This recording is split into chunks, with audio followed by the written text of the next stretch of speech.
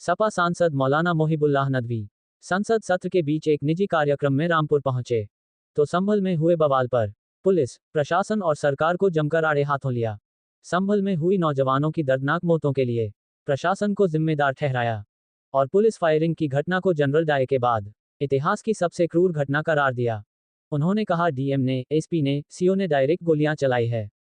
जिसमें लोगों के चेहरों को कुचला गया है, लाठियां से गिराया गया, पिस्तौल से निकलकर गोलियां मारी गई हैं। उन्होंने कहा, ये वो नौकर हैं जो इनके टैक्स के पैसों से पलते हैं, जिनको जिम्मेदारी दी गई है कि वह कॉन्स्टिट्यूशन की हिफाजत करें और लोगों की हिफाजत करें, वह अपनी ही शहरियों को इस तरह से कुचल रहे हैं। समाजवादी पार्टी के सांसद मौलाना मोहिबुल्लाह नदवी ने कहा कि संसद सत्र शुरू होती ही हम यह मुद्दा भी संसद में जल्द उठाएंगे।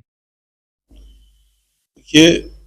पार्लियामेंट का सेशन चल रहा है और इसी दरमियान हमें अपने अजीज की यहाँ शादी में आना हुआ था, तो चाहा कि अपने वतन में भी जो हालात चल रहे हैं आसपास में ज़िले में, जो हमारे बराबर का ज़िला संभल है, उसमें जो वाक़यात पेश आए हैं, जो मुल्क की तारीख़ का, मसाजिद की तारीख़ का सबसे बदतरीन हादसा है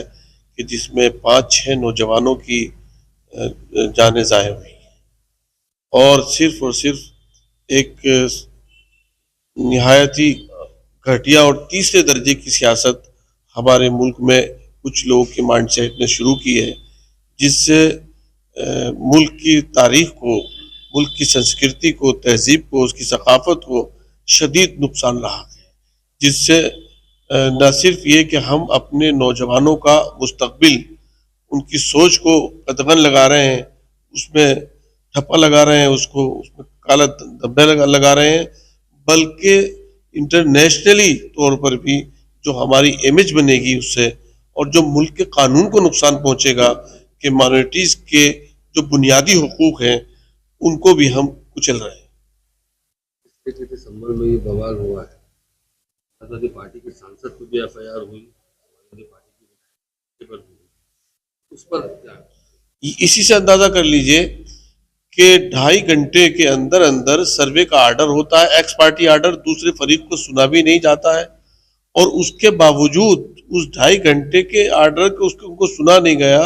मस्जिद कमेटी और सांसद जो वर्तमान में वहाँ के हैं, माननीय ज़ियाउर रहमान बर्क साहब, वो वहाँ पहुँचते हैं और पूरा सहयोग करते हैं। कमेटी पूरा सहयोग करती है, सारे आसपास के मुसलमान सहयोग करते हैं, उसमें ताउन करते हैं। उस सर्वे में, जो सर्वे में जिनको सुना भी नहीं गया, उसके बावजूद वो सर्वे पूरा हो जाता है, जुमे की नमाज भी हो जाती है, और वो माननीय सांसद वहां से बेंगलोर में होते हैं और पुलिस दोबारा सर्वे करती है। डीएम साहब, उनको किसने इख्तियार दिया था? ये काम तो अदालत का था दोबारा सर्वे करने का। वो दोबारा सर्वे कराने पहुंचते हैं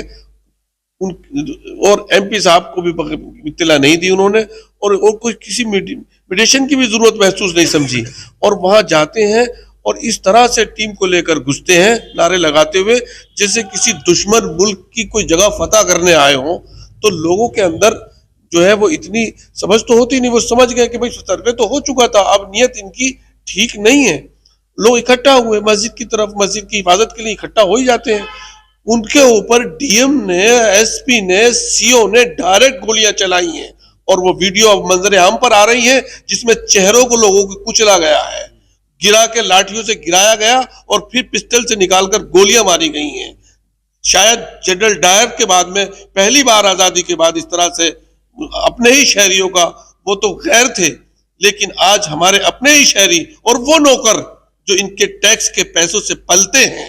जिनको जिम्मेदारी दी गई है कि वो कॉन्स्टिट्यूशन की हिफाजत करें, लोगों की हिफाजत करें, वो अपने ही शहरियों को इस तरह से कुचल रहे हैं जिसकी कोई मिसाल और नजीर हिंदुस्तान की तारीख में नहीं मिलती। जिस तरीके से समाजवादी पार्टी बयानबाजी कर रही है, क्या जमीन पर भी कोई काम किया? समाजवादी पार्टी बराबर संसद में इस मसले को 2 दिन से उठा रही है। माननीय अखिलेश यादव जी ने सारे सांसदों के साथ में और विपक्ष के साथ में स्पीकर साहब से मुलाकात की और उनको ये कहा कि आप संभल पर चर्चा कराएं, और स्पीकर 2 दिन से बराबर सदन नहीं चल रहा है। आज फिर उनके गायबाने में माननीय संसद हमारी डिम्पल जी,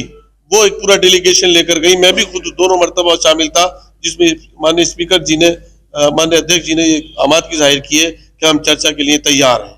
तो हो सकता है कल या मंडे में इस पर चर्चा भी होगी। क्या तो कानूनी लड़ाई भी लड़ रहा है, क्योंकि कल सुनने में आया